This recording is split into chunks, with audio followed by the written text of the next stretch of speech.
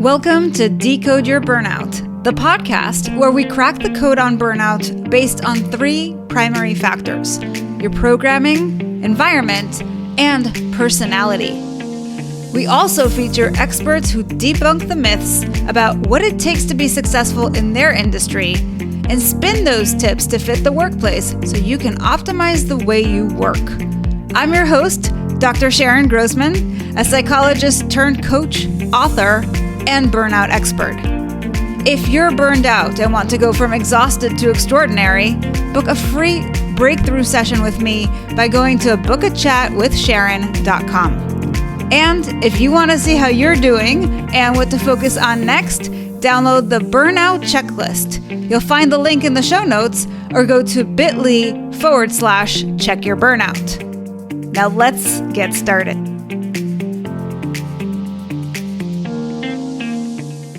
Hello and welcome to Decode Your Burnout. I'm Dr. Sharon Grossman, and joining me today is Rebecca Moore. Rebecca, welcome to the show. Thanks for being here. And I'm super excited. Thank you for inviting me. Yeah, I'm super excited to have you really share with us, the listeners and myself, a little bit about, who you are today, but also what we're here to do is listen to your burnout story and really decode it and see if you are listening to this and Rebecca's story really resonates with you. She's going to share the story and then she's going to tell us what actually helped her recover. So stay tuned for the recovery strategies as well.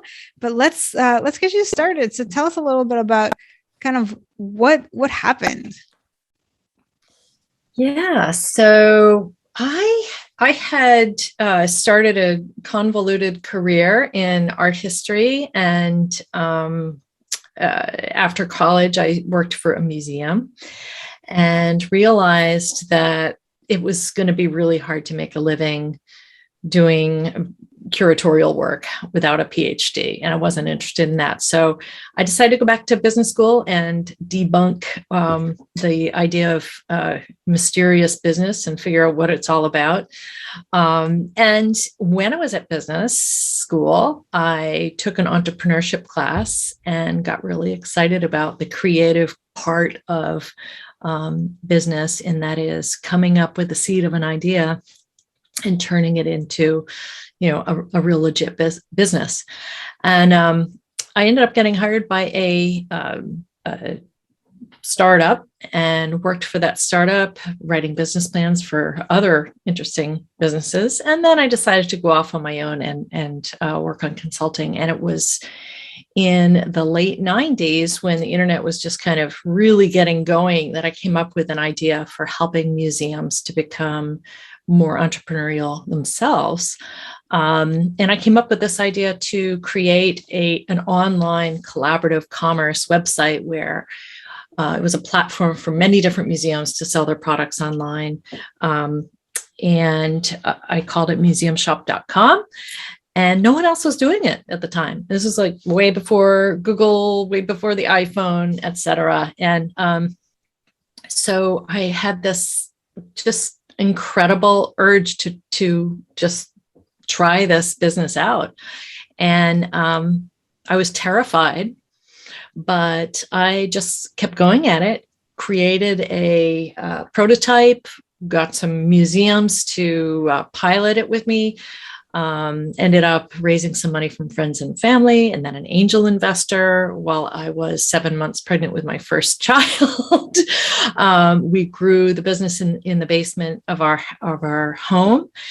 And so I'd have employees coming, to the basement to report to work. And then I'd run upstairs to nurse my baby. And then we ended up getting a strategic partner who wanted to invest in us, which enabled us to move to offices. And then we ended up raising venture capital. And that was like a real important point, because at that point, the business was no longer mine. It was really, all these investors that were calling the shots. And I felt really, really pressured to perform and bring the company to the next level. And at that point, it was so exciting. It was just, I was traveling around the world. We were signing on museums. We were developing new processes. It was super, super exciting. I was running on adrenaline and trying to manage a growing family. So, long story short, we ended up, we were about to be acquired that was part of our exit strategy to grow faster. And 9/11 happened. So this was 2001. And our deal fell through. And after 9/11, anything that was .com related became toxic. So it was really impossible to raise that next tranche of funding to get us to the next level. We were doing really well. We were super close to profitability. And so we had to wind down the company. And at that point, I was pregnant with my second daughter. And so while I was recuperating from that, we were winding down the company. And it was so the burnout story was just one of like intense years of, just working nonstop. And it wasn't really good for my family. It wasn't good for me health-wise. And while it was exciting and it was a dream come true and I reached, incredible, I never dreamed that we could have gone so far and raised that level we raised around 10 million. We had 70 museums. We had 4,000 products. We were getting a lot of traction. It was super duper exciting. But as I look back on it, I was not taking care of myself at all.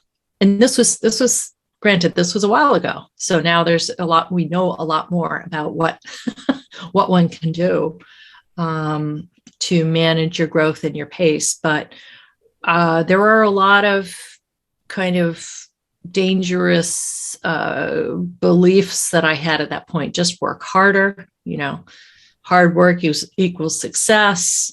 Adrenaline is fine, you can just, overnight success is possible. You're seeing a lot of examples. Okay. So you're talking about some of these beliefs, which you call dangerous. And I love that because when I talk to people about decoding your burnout, I say that there are 3 contributing factors, the first of which is your programming. Mm-hmm. So I'm really interested in the belief structure that leads us to doing things a certain way. So you mentioned beliefs like hard work equals success. Where did that come from? Oh, totally from my family, my upbringing. Absolutely. So it's something that your parents valued or they modeled? Very strong work ethic. Yeah. Okay. And were they but also I was truly excited about this company and the potential. It was really exciting. I'm sure. Sounds exciting. So it sounds really exciting. So it was almost like mom and dad were right. You work really hard and success is possible. Well, but it's not sustainable. And they didn't tell you that part. Yeah. So I think part of, like any first-time entrepreneur, I made a lot of mistakes, and I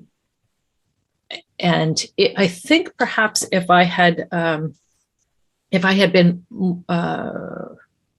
able at that point to do some of the things that I do now and that I advise my clients to do, that I would have had prioritized self-care more. So let me ask you something else. We know that your belief that hard work equals success comes from that strong work ethic that you saw from your parents. What was their philosophy around self-care? Was there like no time for that because they were so focused on working hard, or what was the belief at home around this? That's a good question. Yeah, I think probably the belief it was implied but not said outright, is that it was not frivolous, but it was self-indulgent. And I bet a lot of people have that very similar belief, right? Yeah. As a matter of fact, I was talking to a client earlier today, and we weren't talking about self-care in particular, but we were talking about just the concept of self-compassion. This idea that instead of beating yourself up and telling yourself like you're such an idiot for everything that you do, that you actually have your back. And she said, even self-compassion was self-indulgent. So it's really fascinating, right? Wow. Yeah. It's really fascinating. Well, the other part too, you say self-care, and that's also a little bit of a misnomer too, because one of the things I teach my clients who are female founders is that you've heard that it's like almost a nauseating term. It takes a village, but really you cannot do everything yourself. You absolutely, especially if you have a family, you're going to have to lean on a lot of other people. It is not, you cannot, it's not all you. Yeah, I think. And when they say you thinking. do you, it's like, yeah, no, you got to do, Us. Founder well-being is all about, it's about blocking out time. It's about understanding yourself really well that, you know what, you've got to block out time for exercise and good nourishment and nutrition if you want to be top of your game. You're not going to be top of your game if you're working 24/7 or working 100-hour days. You just can't. And, of course, there are the outliers. There's some people that can do that, can, operate on no sleep. But most people, you're going to make yourself sick, like physically sick. So, yeah. So, and that's, I think, a big thing that the COVID, this whole past few years has really brought to the foreground. It's like it put this huge spotlight on, who's taking care of the caretakers, right? Why do we expect our leaders to be superheroes? It's like, no, this is not. That's why women are leaving the workforce. It's like, you're undervalued, underpaid, and overworked, right? Exactly. So when you said, you experienced burnout and it wasn't good for you or your family, what happened? What did you see? Well, I was able to bring on help for helping to take care of my daughter. And so she was, so that worked out well. But my husband and I didn't have enough time together, and I probably wasn't exercising or just doing a lot of the things that I do now as part of my day. You just kind of put everything on hold. For sure. How did you know that you were burning out? What were the signs for you? Well, I didn't really know I was burning out until the whole thing was done and I was just wiped. And some years later, I actually, I was diagnosed with breast cancer.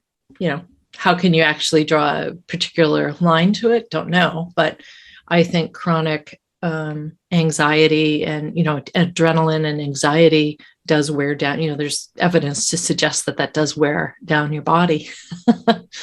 Yeah, for sure. So I appreciate you sharing that because I think it's a lot more common than we realize.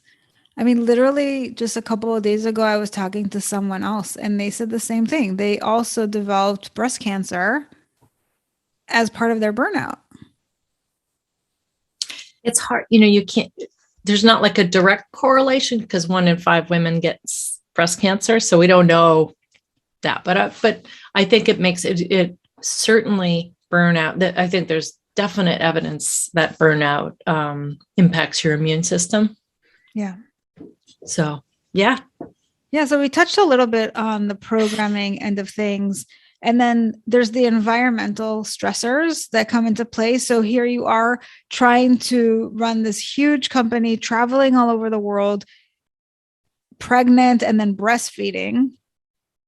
And so all of that comes into play. Your health is deteriorating. So these are all environmental factors that contribute to the burnout. And then the last thing that I really like to examine is personality. And the way that I think about burnout personalities, and what I'm hearing maybe is that you're one of those people who's like an action taker. You're a doer. So you are more likely to push yourself really hard, work lots and lots of hours, and do whatever it takes, even if it means sacrificing sleep. Would you agree with that assessment? Yeah, in the past. Yes. No. During that time period, definitely. I was also a lot younger, so I had tons of energy, So, I think now the signs, well, plus it was just like very risky. I was taking a big risk. I was basically, when you take on investors, you are, other people are entrusting their investment in you. So I took it very seriously. I'm very, I took it very seriously. I wanted to make sure that I was doing absolutely everything I could to make this a success. So one tip that you've shared so far based on your experience is that it's important to block off time to engage in well-being related activities, doing exercise and things like that.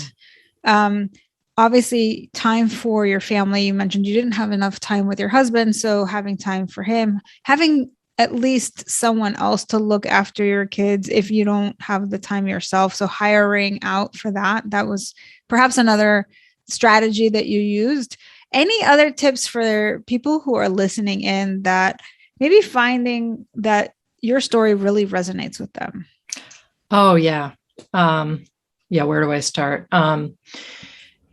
Some are easier than others, but basically when I work with my clients, the main thing is that awareness, being aware of what it is that you're doing is kind of the first step.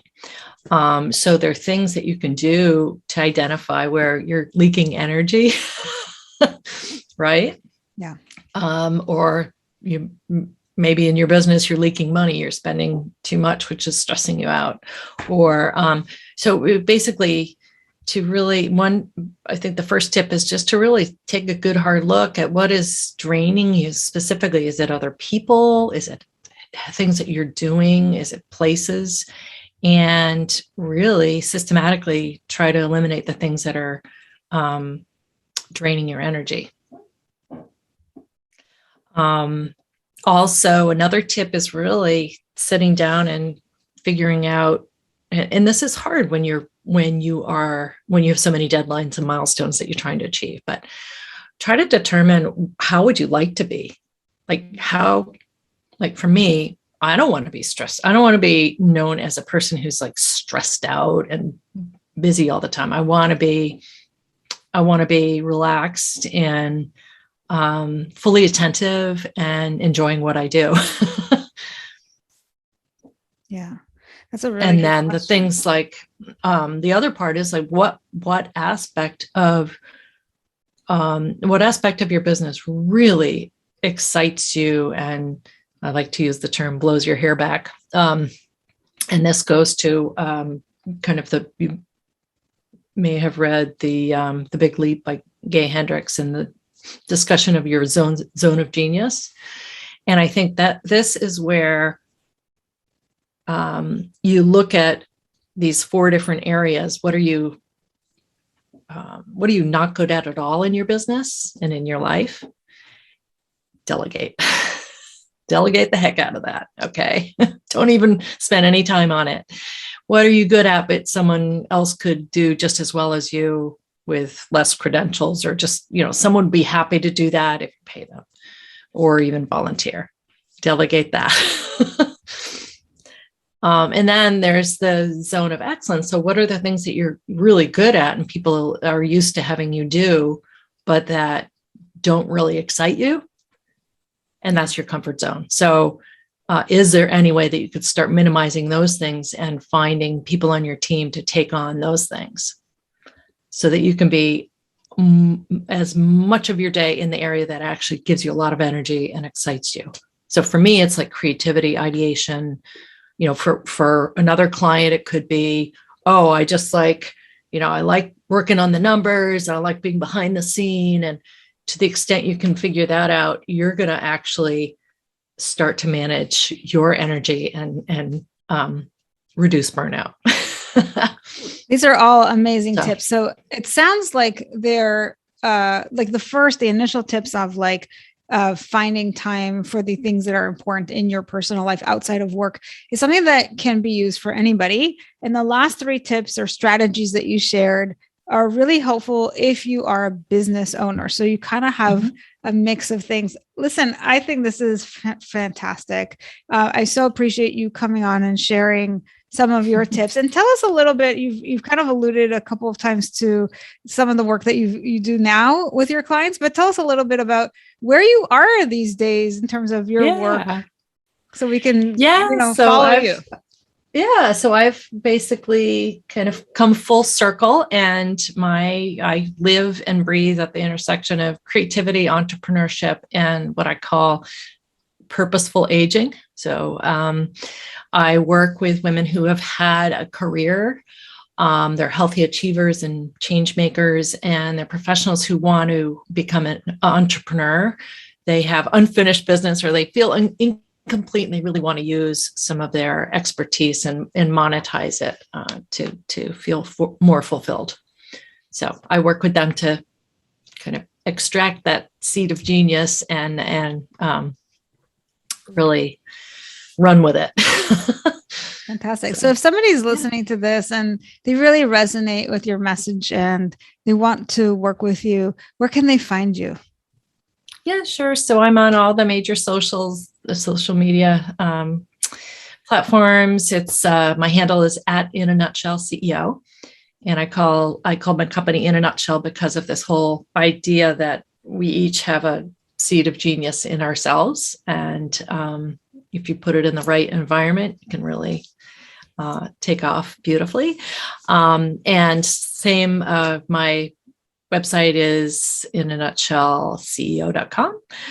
And I'm on LinkedIn under Rebecca Reynolds Moore. Fantastic. So we'll have all of those links in the show notes. Rebecca, it's been such fun listening to you talk and sharing all of your tips. And thanks again for sharing your story. Oh, you're so welcome. It's great talking to you.